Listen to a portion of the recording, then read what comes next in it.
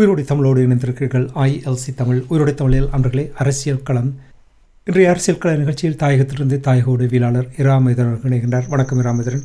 வணக்கம் தரானா, அன்புறவுகளுக்கும் இந்த நேரம் வணக்கம்.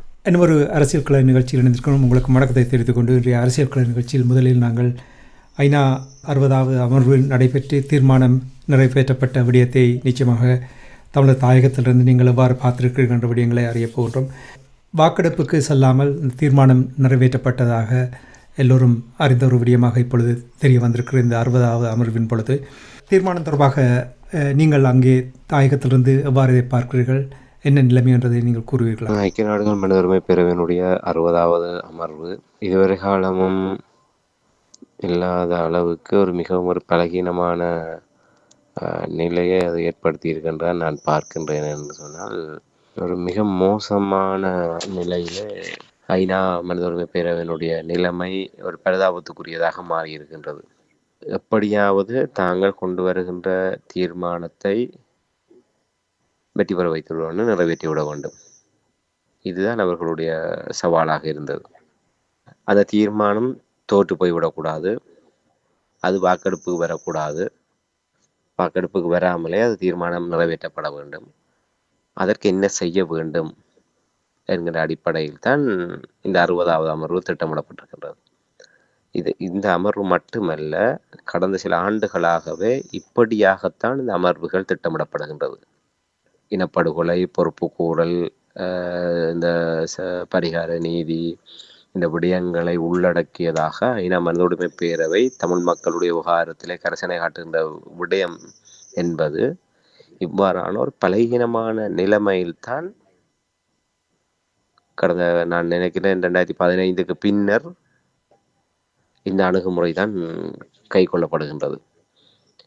சம்பந்தப்பட்ட இலங்கை அரசாங்கத்தை இதில் இணை அனுசரணை வழங்க வைப்பது, இல்லை அவர்களை எதிர்க்காமல் முழுக்க மூர்க்கத்தனமாக எதிர்க்காமல் இருக்க செய்வதற்கு என்ன செய்வது, அந்த கோணத்திலே இந்த தீர்மானங்கள் வரையப்படுகின்றது.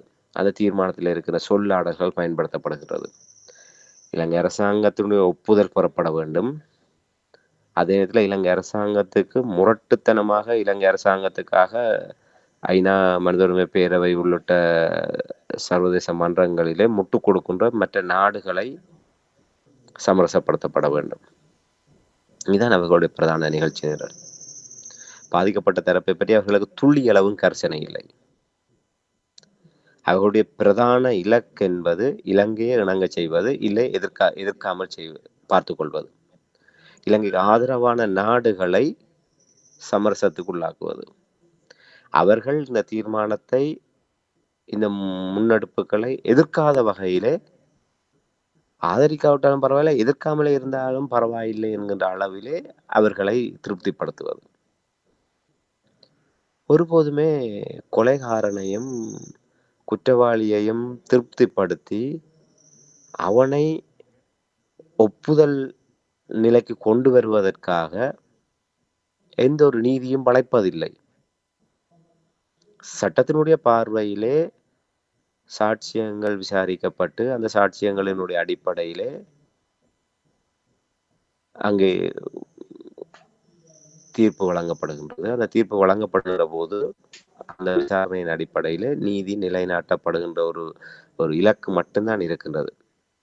அதற்கு முன்பாக எவராக இருந்தாலும் அவர்கள் அங்கே சட்டத்தின்படி குற்றவாளியாக அளவுகோலிடப்பட்டால் அதற்குரிய தண்டனை வழங்கப்படக்கூடிய ஒரு நிலைமை இருக்கின்றது. ஆனால் உலகத்துக்கே மனித உரிமை போதிக்கின்ற, தாங்கள் ஒரு நீதிவான்களாக செயல்படுகின்றோம் என்ற அடிப்படையில் காட்டிக்கொள்கின்ற ஐநா மனித உரிமை பேரவை இவ்வளவு கீழ்த்தரமான நிலைமையிலே 2025ஆம் ஆண்டு இந்த இலங்கை தொடர்பான தீர்மானத்தை நிறைவேற்றி இருக்கின்றது என்று சொன்னால், இது கூட ஐக்கிய நாடுகள் மனித உரிமை பேரவை கலைத்து விட்டு அவர்கள் வேறு வேலை பார்க்க சென்று விடலாம். எத்தனையோ நாடுகளுடைய நிதிகளை வீணடித்து இவ்வளவு பெரிய ஒரு ஆளணியை வைத்து இவ்வளவு பெரிய செயல்பாடுகளை செய்து எதற்குமே பிரயோசனம் இல்லாத, இல்லை உலகளவிலே எந்தவித தாக்கத்தையுமே செலுத்தாத சர்வதேச மனித உரிமையினுடைய மாண்புகளையும் அந்த சட்டதிட்டங்களையும் அந்த சட்டவாக்கங்களையும் பாதுகாக்கக்கூடிய வகையிலே ஒரு துளியளவேனும் ஒரு செல்வாக்கு செலுத்த முடியாத ஒரு அமைப்பு இருந்தால் என்ன இல்லாவிட்டால் என்ன என்கின்ற ஒரு நிலையை ஏற்படுத்தி இருக்கின்றது. உங்களுக்கு நினைவிருக்கும் என்று நம்புகின்றேன். என்னன்னா, சில ஆண்டுகளாக நாங்கள் கூறியிருக்கின்றோம், ஐக்கிய நாடுகள் மனித உரிமை பேரவையிலே ஈழத்தமிழர்களுக்கு சர்வதேச நீதி கிடைப்பதென்பது ஈழத்தமிழர்களுக்காக மட்டுமல்ல. ஐக்கிய நாடுகள் சபை, ஐநா மனித உரிமை பேரவை, இன்னபிற சர்வதேச மனித உரிமை பேசுகின்ற மன்றங்கள், இவை அனைத்துமே தங்களை தாங்களே புனிதப்படுத்திக் கொள்வதற்காகவும், தங்களுடைய இருப்பை உறுதிப்படுத்திக் கொள்வதற்காகவும், அதை அர்த்தமுள்ளதாக மாற்றுவதற்காகவும் ஈழத்தமிழர்களுக்கான நீதி என்பது அவசியமாகின்றது. ஈழத்தமிழர்களுக்கான நீதி என்பது மறுக்கப்படுகின்ற போது, அது ஒரு பொய்த்து போகின்ற போது, இல்லை அது காலங்கள் இழுத்தடிக்கப்பட்டு அது மலினப்படுத்தப்படுகின்ற போது, பாதிக்கப்படுகின்ற தரப்பாக தமிழர்கள் மட்டும் இருக்க போவதில்லை. ஐக்கிய நாடுகள் சபை, ஐநா மனித உரிமை பேரவை உள்ளிட்ட சர்வதேச தரப்புகள் அத்தனை பேருமே தோல்வி அடைகின்ற ஒரு நிலைமைதான் ஈழத்தமிழர்களுடைய நீதி தோல்வியை சந்திக்கின்ற போது அது சர்வதேசத்துடைய தோல்வியாகத்தான் அது அமையும். ஆகவே 2025ஆம் ஆண்டு இன்று ஐக்கிய நாடுகள் சபை உருவாக்கப்பட்ட போது 2ஆம் உலகப் போருக்கு பின்னர் ஒரு உலகை ஒரு ஒழுங்குக்கு கொண்டு வந்து மனித உரிமைகள் சார்ந்து இந்த விடயத்தை ஒரு பொது நிலையிலே ஒரு கட்டுக்குள் கொண்டு வந்து எல்லா விடயங்களையும் தங்களுடைய கட்டுப்பாட்டுக்குள் வைத்திருக்க வேண்டும் என்ற ஒரு நோக்கத்துக்காக உருவாக்கப்பட்டது. அந்த நோக்கங்கள் பிறழ்வடைந்து இன்று பெயருக்காக அந்த அமைப்பை தக்க வைக்க வேண்டும் என்கின்ற அளவிலே தான் இந்த செயல்பாடு நடக்கின்றது. அதிலே முத்தாய்ப்பாக இந்த 2025ஆம் ஆண்டு 60வது அமர்வு ஈழத்தமிழர்களுடைய விவகாரத்திலே அது அவ்வாறான ஒரு நிலையை தனக்குத்தானே அவ்வாறான ஒரு அடையாளத்தை அது ஏற்படுத்தி இருக்கின்றது. ஐக்கிய நாடுகள் மனித உரிமை பேரவை என்பது எதற்குமே லாயக்கற்றது, எதற்குமே பிரயோசனமற்ற ஒரு அமைப்பு. இதனால் எந்த ஒரு சிறு அசைவியக்கத்தை கூட ஏற்படுத்திவிட முடியாது. என்றால் இலங்கை அரசாங்கம் இதை இணங்கி ஏற்றுக்கொள்ள வேண்டும், இல்லை இணைய விசாரணை வழங்க வேண்டும், இல்லை எதிர்க்காமல் இருக்க வேண்டும் என்பதற்காக இலங்கை அரசாங்கம் நோகக்கூடாது, ஆட்சியாளர்களை தடவி கொடுத்து அவர்களுடைய ஒப்புதலை பெற வேண்டும் என்பதற்காக இந்த தீர்மானம் முழுக்க முழுக்க கரிசனை கொண்டு தயாரிக்கப்பட்டது என்று சொன்னால், இல்லை நீதி எங்கே இருக்கின்றது? குற்றவாளியினுடைய மனநிலையும் குற்றவாளியினுடைய ஒப்புதலையும் அவனுடைய எதிர்வினையையும் மட்டுமே கருத்தில் கொண்டு ஒரு நீதி வழங்கப்படுமாக இருந்தால் அது எப்படி சரியான நீதியாக இருக்க முடியும்? மிக சிறந்த ஒரு உதாரணத்தை நாங்கள் இந்த இடத்துல சுட்டிக்காட்ட முடியும். இந்தியாவினுடைய முன்னாள் பிரதமர் ராஜீவ்காந்தி. ராஜீவ்காந்தியினுடைய படுகொலை வழக்கிலே சாந்தன், முருகன், பேரறிவாளன், நளினி உள்ளிட்ட 26 பேர் ஆரம்பத்தில் கைது செய்யப்பட்டார்கள். பின்னர் விடுவிக்கப்பட்ட 7 பேர் தூக்கு நிலையில இருந்து பின்னர் படிப்படியாக ஒருவராக விடுவிக்கப்பட்டு கடைசியாக சாந்தரன் அவர்கள் சிறையிலே இருந்து அவர் மரணிக்கின்ற ஒரு நிலைமை ஏற்பட்டது. இந்த வழக்கை நாங்கள் எடுத்துக்கொண்டால், இந்த வழக்கிலே விடுதலை புலிகள் இந்த தாக்குதலை நடத்தினார்கள், அவர்கள்தான் இதில் குற்றவாளிகள் என்பதை அந்த விசாரணை அறிக்கையினுடைய கடைசி அத்தியாயமாக அதை எழுதிவிட்டார்கள். முதலாவதாக உண்மையிலே சாட்சியங்கள் விசாரிக்கப்பட்டு, தடயங்கள் சேகரிக்கப்பட்டு, சந்தர்ப்ப சாட்சியங்கள் எல்லாம் உள்வாங்கப்பட்டு விசாரிக்கப்பட்டு, அப்படியே அந்த விசாரணை அறிக்கையிலே கொண்டு வந்து அந்த விசாரணை அந்த சாட்சியங்களுடைய அடிப்படையிலே இதுதான் இதனுடைய முடிவாக இருக்கும் என்று சொல்லி அது இறுதியாக எழுதப்பட வேண்டிய விடயத்தை, தொகுக்கப்பட வேண்டிய விடயத்தை, அந்த வழக்கு விடயத்தை கையிலே எடுக்கின்ற போதே அந்த விசாரணை அறிக்கை ஒரு 50 பக்கம் பெற வேண்டுமாக இருந்தால் அது 50வது பக்கத்திலே அவர்கள் முடிவு எழுதிவிட்டார்கள். இதுதான் விடுதலை புலிகளுடைய அவர்களை பலிக்கடாக்க வேண்டும், அவர்கள்தான் இதை செய்தார்கள். அதற்கேற்றவாறு இவ்வாறு முன்னுக்கு இருக்கின்ற பக்கங்களை நிரப்புவது என்கிற அடிப்படையில் தான் அந்த வழக்கு சோடிக்கப்பட்டது. அதன் காரணமாகத்தான் இவ்வளவு பலகீனங்களுக்கு மத்தியில் இத்தனை 3 தசாப்தங்களாக அந்த சிறை வாழ்க்கையிலே அவர்கள் வைத்து ஒரு இரட்டை ஆயுள் தண்டனை காலத்தை அவர்களை அனுபவிக்க வைத்து ஒரு நடைபுணங்களாக அவர்கள் வெளியே வருகின்ற ஒரு நிலைமை இருந்தது. அதற்கு ஒப்பானதாகத்தான் இது இருக்கின்றது. முடிவு இலங்கை அரசாங்கம் ஏற்றுக்கொள்ள வேண்டும். இலங்கை அரசாங்கத்துக்கு முட்டுக் கொடுக்கின்ற மற்ற நாடுகளும் கடுமையான எதிர்ப்புகளை வெளிப்படுத்தாமல் இருக்க வேண்டும். அப்ப இதுல எங்கே பாதிக்கப்பட்ட தரப்பு எங்களுடைய கரிசனை எங்கே இருக்கின்றது? அப்ப ஒட்டுமொத்தமா சர்வதேசம் இந்த ஈழத்தமிழர்களை தூக்கி எறிந்து விட்டது. ஈழத்தமிழர்களுடைய அந்த நீதியை தூக்கி எறிந்து விட்டது. அவர்களுக்கான நலன்களையும் அவர்கள் இந்த நீதிக்காக இந்த 16 ஆண்டுகளாக வீதிகளிலே இருந்து காத்திருந்து இத்தனை உயிர்களை தியாகம் செய்து ஒரு சர்வதேசமாவது எங்களுக்கான நீதியை தரும் என்ற அந்த நம்பிக்கையை தவிடு பொடியாக்கி ஈழத்தமிழர்களுடைய முதுகிலே குத்தி இருக்கின்றது ஐநா மனித உரிமை பேரவை. இதை விட சொல்வதற்கு ஒரு வார்த்தைகள் இல்லை. எனக்கு மிகவும் மகிழ்ச்சி நீங்கள் இந்த விடயத்தை விரிவாக பேசியதற்கு காரணம் என்னவென்றால், எங்களுடைய உறவுகள் இந்த மனித உரிமை அமைப்பு தொடர்பான உண்மை நிலைமையை புரிந்து கொள்ள வேண்டும். ஏனென்றால் ஒரு சிலர் தான் இது தொடர்பாக விரிவாக பேசுகிறார்கள், அந்த தெளிவூட்டலை கொடுக்கிறார்கள். நீங்களும் இப்பொழுது அந்த தெளிவை தந்ததுக்கு நான் நினைக்கிறேன் எங்களுடைய உறவுகள் நிச்சயமாக அதை புரிந்து கொள்வார்கள். இனி இருந்தாலும் இந்த அமைப்புகள் எப்படி தங்களுடைய சுய நலனுக்காக உருவாக்கப்பட்டது, ஏமாற்றுகிறார்கள், இது அந்த பாய்ஸ் கிளப் சொல்லுவார்கள், அதை மாதிரித்தான் இவர்கள் இருக்கிறது போல் தெரிகின்றது. இருந்தாலும் கூட இப்போ இந்த தீர்மானம் தொடர்பாக நாங்கள் சுருக்கமாக பார்க்கும் பொழுது திரும்பவும் ஒரு கால நீடிப்பை இலங்கை அரசாங்கத்துக்கு கொடுத்திருப்பது எவ்வாறு நீங்கள் பார்க்கிறீர்கள்? இதில் நாங்கள் சொல்வதற்கு ஒன்றுமே இல்லை. இப்போது ஒவ்வொரு தடவை இந்த 2015ஆம் ஆண்டுக்கு பின்னர் ஒவ்வொரு கால நீடிப்பின் போதும் இலங்கை அரசாங்கத்தினுடைய நிலைகளை மட்டுமே கருத்தில் கொண்டுதான் அங்கே தீர்மானம் முடிவெடுக்கப்படுகின்றது. இத்தனை ஆண்டுகளாக இந்த மக்களுக்கு அநீதி இழைக்கப்பட்டு கொண்டிருக்கின்றதே, இந்த நீதி தடுக்கப்பட்டு தாமதிக்கப்படுகின்றதே, அந்த தாமதிக்கப்பட்ட நீதி மறக்கப்பட்ட நீதிக்கு சமன் என்கின்ற அந்த வாக்கியத்தை முதன்மையானதாக வைத்துக்கொண்டு செயல்படுகின்ற அந்த உலக நீதிமன்றம், இந்த மனித உரிமைக்கான ஒரு தலைமையகம் 16 ஆண்டுகளாக ஈழத்தமிழ் மக்களை ஏமாற்றி கொண்டிருக்கின்றது.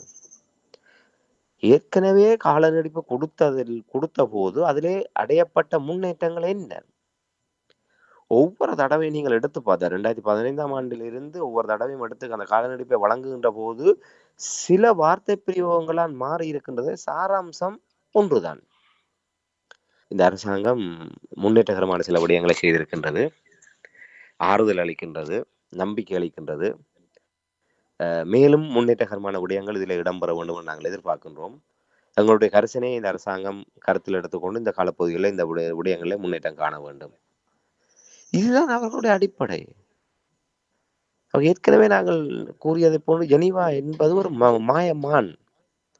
ஈழத்தமிழர்கள் தங்களுக்கான ஒரு பரிகார நீதியை தங்களுக்குரிய வழியிலே, வரலாறு விட்ட வழியிலே தேடிக்கொள்ள கூடாது என்பதற்காக அந்த சர்வதேசம் என்கின்ற பொய் மாயமானை நம்பி அவர்கள் வீணாகி போக வேண்டும், காலங்கள் கரைந்து போய் அவர்களுடைய பலம் இழக்கப்பட வேண்டும், சுயம் இழக்கப்பட வேண்டும், அவர்களாக நினைத்தால் கூட மீள ஒருங்கிணைய முடியாத அளவுக்கு பலகீனமடைய வேண்டும். அவ்வாறு பலகீனமான ஒரு நிலைமையிலே சர்வதேசம் இலங்கை தீவிலே தங்களுடைய அரசியலை முதன்மைப்படுத்தி தங்களுடைய நிகழ்ச்சி நிரலை முன்கொண்டு செல்ல வேண்டும், தங்களுடைய உலக பிராந்திய நகர்வுகளை இலங்கையை மையப்படுத்தி நகர்த்த வேண்டும் என்பதுதான் அவர்களுடைய பிரதான இலக்கு.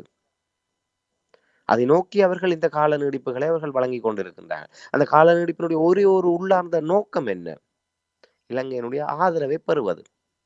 எதற்கு இலங்கையினுடைய ஆதரவை பெறுவது? பொறுப்பு குரல் விடயத்திலே இந்த விடயங்களை நிறைவேற்ற வேண்டும் என்ற துளி அளவும் கிடையவே கிடையாது.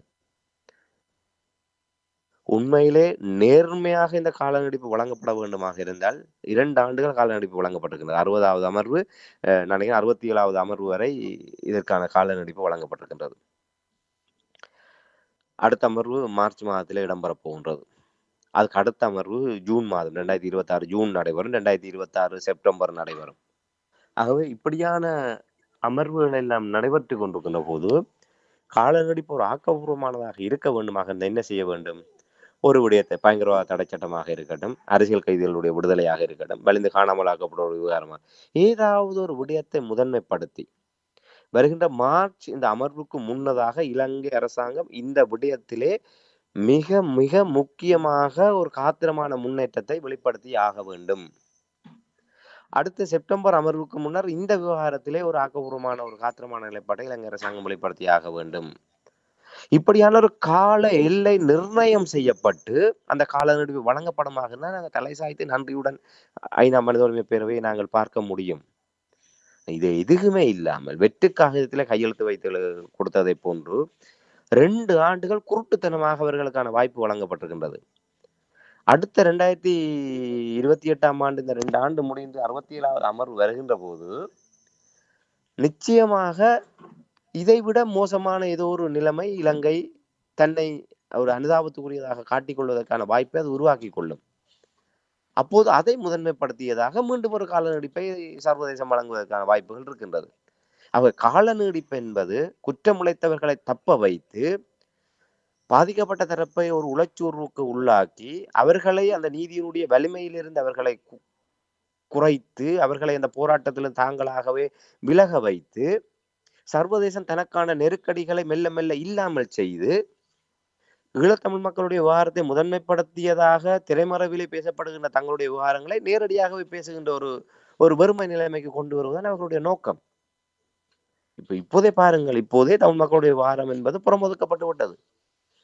தமிழர்களிடமிருந்து இந்த விடயங்களிலே பொறுப்பு குரல் விவகாரங்களில் ஒரு காத்திரமான எதிர்வினை என்பது மெல்ல மெல்ல பலக்குறைப்பு செய்யப்பட்டு வருகின்றது. இதைத்தான் அவர்கள் விரும்புகின்றார்கள். இன்னும் 2 ஆண்டுகள் போகின்ற போது இன்னும் கிட்டத்தட்ட இன்னொரு ஏற்கனவே 300க்கும் மேற்பட்ட வலிந்து காணாமலாக்கப்பட்டவருடைய உறவுகள் உயிரிழந்திருக்கின்றார்கள். இந்த 2 ஆண்டுகளில் இன்னும் மேலும் எத்தனை பேர் உயிரிழக்கப் போகின்றார்களோ தெரியாது. அப்ப அந்த அந்த அந்த விடயம்தான் பிரதான துருப்புச்சீட்டாக இருக்கின்றது. இந்த 2 ஆண்டுகளில் மேலும் ஒரு 50 பேரோ 100 பேரோ அவ்வாறான ஒரு நிலைமை ஏற்படுமாக இருந்தால் அந்த வலிந்து காணாமலாக்கப்பட்டவருடைய போராட்டம் மேலும் ஒரு நலிவடையக்கூடிய ஒரு நிலைமை இருக்கின்றது.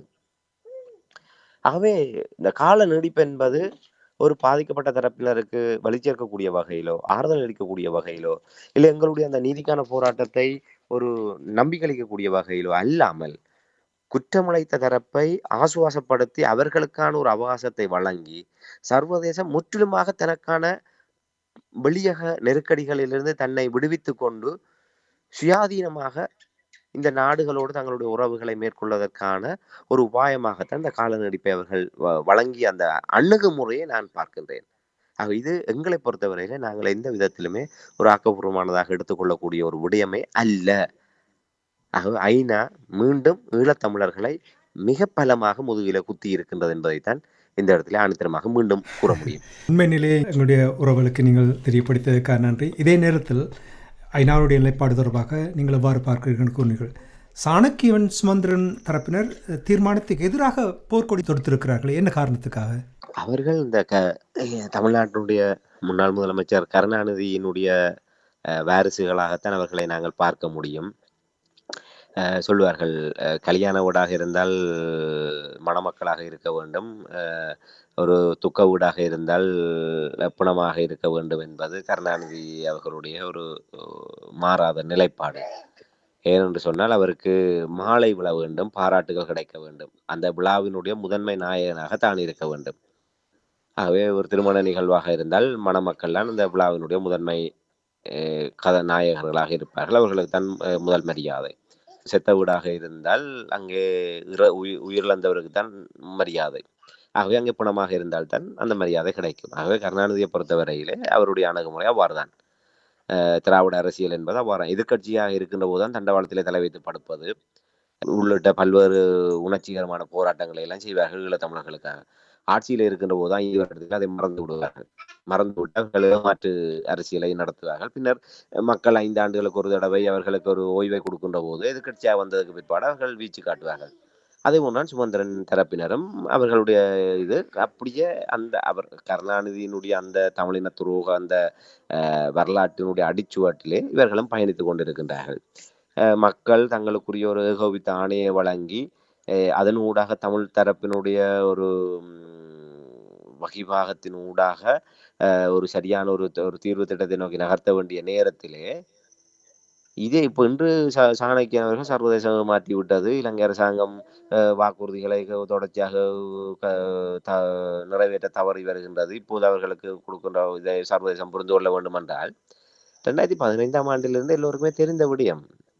கால நீடிப்பு என்பது தங்களை தாங்களே விடுவித்துக் கொள்வதற்காக தான் இலங்கை அரசாங்கம் அவ்வாறான ஒரு கால நீடிப்பை கோருகின்றது என்று அப்படி தெரிந்தும் வெளிப்படையாக தெரிந்தும் இதே சுமந்திரன் தரப்பு தானே 3 தடவை கால நீடிப்பை பெற்றுக் கொடுத்தது. இப்போது இருந்தது அப்போது மிக மோசமானது ஒரு நிலையாக பார்க்கப்பட்டது. தீர்மானகரம் மிக்கதாக இருந்த பல அமர்வுகளை எல்லாம் பலகீனப்படுத்தியது சுமந்திரன் தலைமையிலான அந்த சதி கூட்டணி. அதுக்கு மாற்று கருத்துக்கு இடம் இல்லை.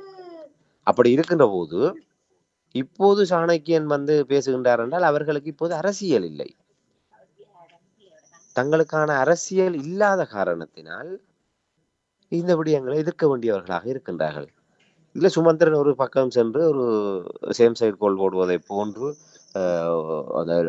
நாங்கள் ஐநாவுக்கு நன்றி சொல்ல வேண்டும், அந்த தீர்மானத்தை கொண்ட நாடுகளுக்கு நன்றி சொல்ல வேண்டும், 2 ஆண்டுகள் இலங்கையை கண்காணிப்பு பொறிமுறையில வைத்திருப்பதற்கு நாங்கள் அது சிறந்த ஒரு அணுகுமுறை, அதற்காக நாங்கள் அவர்களுக்கு பாராட்டு தெரிவிக்கின்றோம் என்று.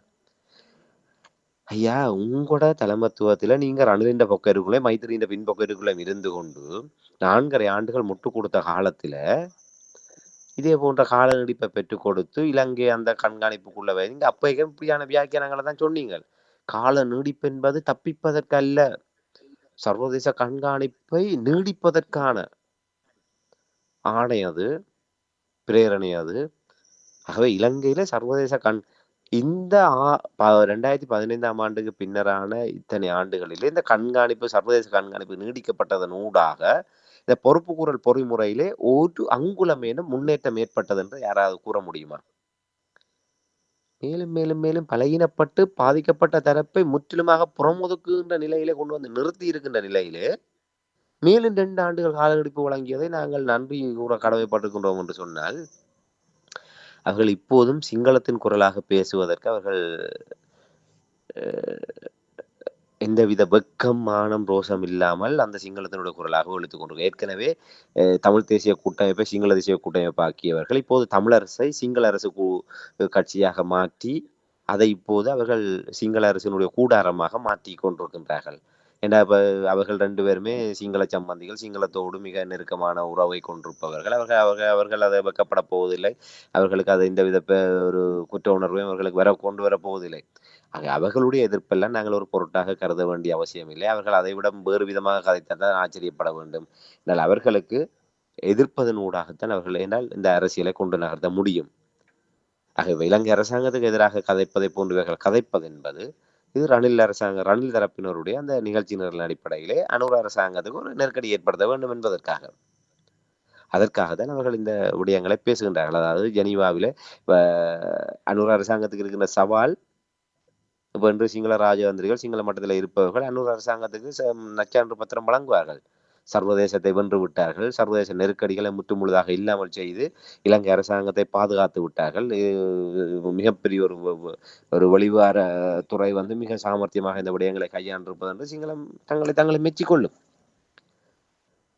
அப்படிப்பட்ட நிலைமையிலே இப்படி இவர்கள் கூறுவதன் ஊடாக இலங்கை அரசாங்கத்துக்கு எதிராக தமிழர்களுடைய நில கரிசனைகளை வெளிப்படுத்தக்கூடிய வகையிலே நீங்கள் பாராளுமன்ற பிரதித்துவத்தின் ஊடாக நீங்கள் என்ன செய்கின்றீர்கள், இதற்கு என்ன செய்தீர்கள், அதை இவர்கள் முதல்ல சொல்ல வேண்டும். சும்மா இப்படியே வந்து ஊடகங்கள்ல வந்து கருத்துக்களை கூறிவிட்டு போறதோட உங்களோட கடமை முடிஞ்சு போறதில்லை. ஆகவே இவர்கள் தங்களை எப்படியாவது ஏதோ ஒரு விடயத்தோடு தொடர்புபடுத்தி பிரபல்யப்படுத்த வேண்டும் என்கின்ற நோக்கத்துக்காக அவர்கள் இந்த விடயங்களை கூறுகின்றார்களே தவிர இவர்களுடைய கருத்தை தமிழ் மக்களுடைய உணர்வுகளுடைய பிரதிபலிப்பாகவோ இல்லை தமிழ் மக்களுடைய குரலாகவோ ஒருபோதுமே நாங்கள் ஏற்றுக்கொள்ளவும் முடியாது, ஏற்றுக்கொள்ளக்கூடிய நிலைமையும் இல்லை என்பதைத்தான் கூற முடியும். No change. சரி, அதை போல்தான் நீங்கள் புலம்பெயர்ந்து வாழுகின்ற நாடுகள் இருக்கின்றவர்களையும் பார்த்தால் அதே மாதிரியான நிலைமை தான். இருந்தாலும் ராமேந்திரன், நீங்கள் இப்போ ஐநா அமைப்பு தொடர்பாக அதனுடைய உங்களுடைய விமர்சனத்தை மிகவும் காட்டமாக நீங்கள் முன்வைத்தீர்கள். பலரும் அதை கூறியதையும் நான் கேட்டிருக்கின்றேன். ஆனால் இன்னும் அங்கே இருக்கின்றது மனித உரிமைகள் அமைப்புகள் இருக்கின்றது. மனித உரிமை கண்காணிப்பகம் ஏதோ ஒரு விதத்தில் எல்லாவற்றையும் ஒரு மாதிரி சமாளித்து கொண்டு போகக்கூடிய மாதிரி ஏதோ ஒரு காலகட்டத்தில் சில வழிகளில் பொறுப்பு கூற வேண்டிய ஒரு நிலைமை வரலாமன்ற மாதிரியான ஒரு கருத்தொன்று மனித உரிமை கண்காணிப்பகம் விடுத்திருக்கிறது. என்ன சொல்ல வருகிறார்கள்? இல்லை, மனித உரிமை கண்காணிப்பகத்தினுடைய மதிப்பீடு மிகச் சரியானது என்று நான் நம்புகின்றேன். ஐக்கிய நாடுகள் மனித உரிமை பேரவையினுடைய 60வது அமர்விலே ஈழத்தமிழ் மக்களுடைய விவகாரம் தொடர்பாக கொண்டு வரப்பட்டிருக்கின்ற பிரேரணை என்பது எப்போதாவது அது 5 வருடமோ 10 வருடமோ இல்லை 50 வருடமோ அதுக்கு இலக்கில்லை. எப்போதாவது நீதி கிடைக்கும். பொறுப்பு குரல் விடயத்துக்கு இலங்கையிலே ஆட்சி விடமேறுபவர்கள் எவராக இருந்தாலும் பொறுப்புக்குரியாக வேண்டும் என்கின்ற நிலையை இந்த தீர்மானம் நீடித்திருக்கின்றது. அந்த வகையிலே மட்டும்தான் இந்த தீர்மானத்தை ஆக்கப்பூர்வமானதாக, அந்த தீர்மானத்திலே ஆக்கப்பூர்வமானதாக பார்க்கக்கூடிய ஒரே ஒரு விடயம் என்றால் அது மட்டும்தான். பாதிக்கப்பட்ட தரப்பினரிடையே அந்த சிறு நம்பிக்கையை மட்டும் இந்த தீர்மானம் விதைத்திருக்கின்றதை அவதானிக்கக்கூடியதாக இருக்கின்றது. இந்த சுமந்திரன் சொல்கின்றார் அல்லவா, இந்த கால நீடிப்பு என்பது கண்காணிப்பை நீடித்திருக்கின்றது, இலங்கை கண்காணிப்பில் இருக்கின்றது என்று. ஆனால் இந்த கடந்த 2015 கால நீடிப்பு வழங்கப்பட்டு 10 ஆண்டுகள் கால நீடிப்பு வழங்கப்பட்டு விட்டது. இந்த 10 ஆண்டுகளிலே நடைபெறாத விடயம் அடுத்த 2 ஆண்டுகளில் நடைபெறும் என்று நம்ப முடியுமா? ஆகவே ஐநா மனித உரிமை கண்காணிப்பகம் அவர்களுடைய பார்வையிலே ஒரு சிறு வெளிச்சம் உண்டு அவர்களுக்கு தெரிகின்றது. அதாவது பாதிக்கப்பட்ட தரப்பினரிடையே அந்த ஒரு நம்பிக்கையை இந்த தீர்மானம் ஏற்படுத்தி இருக்கின்றது என்றால் இதைத்தான் தமிழ் மக்கள் மிக தெளிவாக புரிந்து கொள்ள வேண்டும். நாங்கள் எதிர்பார்ப்பது உடனடி விவகாரம். அரசியல் கைதிகளுடைய விவகாரத்துக்கு உடனடியான தீர்வு வேண்டும். பயங்கரவாத தடை சட்டம் நீக்கப்பட்டே ஆக வேண்டும். அதே போன்று மலிந்து காணாமலாக்கப்பட்டவருடைய விவகாரத்திலே உரிய நீதி வழங்கப்பட வேண்டும். வெள்ளைக்கொடி விவகாரத்தில் நீதி வழங்கப்பட வேண்டும். இனப்படுகொலை உள்ளிட்ட சகல அவர்கள் மனித உரிமையாளர்கள் பொருட்கள் எப்படி சொன்னாலும் அந்த விடயங்களுக்கு பொறுப்பானவர்கள் சட்டத்தை முன்னிறுத்தப்பட்டு பொறுப்பு கூறல் கடப்பாடு நிறைவேற்றப்பட வேண்டும். அது உடனடியாக நிறைவேற்றப்பட வேண்டும். ஏன்னா இவை அத்தனையுமே சாட்சியங்களோடு நடந்தேறி இருக்கின்றன. காலங்களை நீடித்து சாட்சியங்களை கண்டறிந்து தரவுகளை சேகரித்து விசாரணைகளை நடத்த வேண்டிய அவசியமே இல்லை. ஆன் த ஸ்பாட் அந்த இடத்துல அதுக்கான அடுத்த கட்ட நகர்வுக்கு செல்லக்கூடிய அளவுக்கான முழு பின்னணிகளும் தமிழ் மக்களுடைய விவகாரங்களே இருக்கின்றது. ஆகவே அந்த இடத்திலிருந்து அடுத்த கட்டத்தில் நகரக்கூடிய எந்த செயல் விளைவை ஏற்படுத்தக்கூடியதான எந்த ஒரு தீர்மானமும் இல்லாமல் எப்போதாவது ஒரு நாள் இந்த விவகாரத்திலே நீதி கிடைக்கும் என்று நம்பக்கூடிய அளவுக்குத்தான் இந்த தீர்மானம் இருக்கின்றது என்பதை நெட்டி போட்டில் அடித்தாற்போல் ஐநா மனித உரிமை கண்காணிப்பகம் எடுத்து கூறியிருக்கின்றது என்று சொன்னால் அது எங்களுக்கான பாடமாக நாங்கள் எடுத்துக்கொள்ள வேண்டும். இந்த நிலத்திலும் புலத்திலும் இருந்து கொண்டு அற்புதம், தீர்மானம் நிறைவேறிவிட்டது, 2 இலங்கை அரசாங்கம் எதிர்த்தது, 2 ஆண்டுகளுக்கு இலங்கை அரசாங்கம் கண்காணிப்பு பொறியில் இருக்க போகுதுன்றது, 2 ஆண்டுகள் இவர்கள் அசையவே முடியாது, அறக்க முடியாது, கண்காணித்து அதுக்கு பின்ன மொழியை தோண்டி விடுவார்கள், நாக்கை பிடுங்கி விடுவார்கள் என்றெல்லாம் இந்த பூச்சாண்டி கதைகளை, இந்த சிறுவர்களுக்கு பூச்சாண்டி கதை கூறுவதை போன்று கூறியிருக்கின்ற இந்த நிலத்திலும் புலத்திலும் இருக்கின்ற சில பிரதிநிதிகளுக்கு இது சரியான ஒரு பாடமாக நான் கருதுகின்றேன். எங்களுடைய மக்கள் இதை முதல்ல பாதிக்கப்பட்ட தரப்பினர் உண்மையாக நாங்கள் அடுத்த கட்டம் என்ன செய்ய வேண்டும் என்று சிந்திப்பவர்களுக்கு இது எங்களுக்கான ஒரு மிக சிறந்த ஒரு வழிகாட்டியாக இருக்கின்றது. ஐநா என்பது நாங்கள் உடனடியாக அது தாகம் தீர்க்கின்ற விடயம் அல்ல, அது காணல் நீர். அப்படியே போக போக அது வந்து போய்கொண்டே இருக்கும். நாங்கள் இப்போ பார்த்து கொண்டிருக்கோம், ஏதோ பெரிய அந்த வெப்ப சலனத்துல ஏதோ நீர்க்குட்டை இருக்கிற மாதிரி தெரியும். அப்பாடா கண்ணு கட்டிய தூரத்துல ஒரு நீர்க்குட்டியோட தெரியும், அதுல போய் எங்களோட தாகத்தை தீர்க்கலாம், அங்க கிட்ட போனோம்டா அது காணாம போயிருக்கும். திருப்பி அங்க ரெண்டு பாக்கி இன்னொரு கொஞ்சம் தூரத்துல தெரியும். அப்படி இந்த காணல் நீராக தெரிகின்ற அந்த ஒரு விடயத்தை மிக திட்ட தெளிவாக ஐநா மனித உரிமை கண்காணிப்பகம் எங்களுக்கு சுட்டி காட்டியது. ஆகவே இந்த காணல் நீரை நம்பி நாங்கள் பயணிக்க போகின்றோமா, இந்த மாயமானுக்கு பின்னாலே நாங்கள் போய் துளைய போகின்றோமா என்பதை நாங்கள் ஒவ்வொருவரும் எங்களை நாங்களே கேட்க வேண்டிய ஒரு கேள்வி. இந்த உள்நாட்டிலும் வெளிநாட்டிலும் பாதிக்கப்பட்ட தரப்பினராக நாங்கள் இந்த நீதி கோருகின்ற போராட்டத்தை முன்னெடுத்து வருகின்ற ஒவ்வொருவரும் எங்களை நாங்களே கேட்க வேண்டிய இந்த கேள்வி இதுதான்.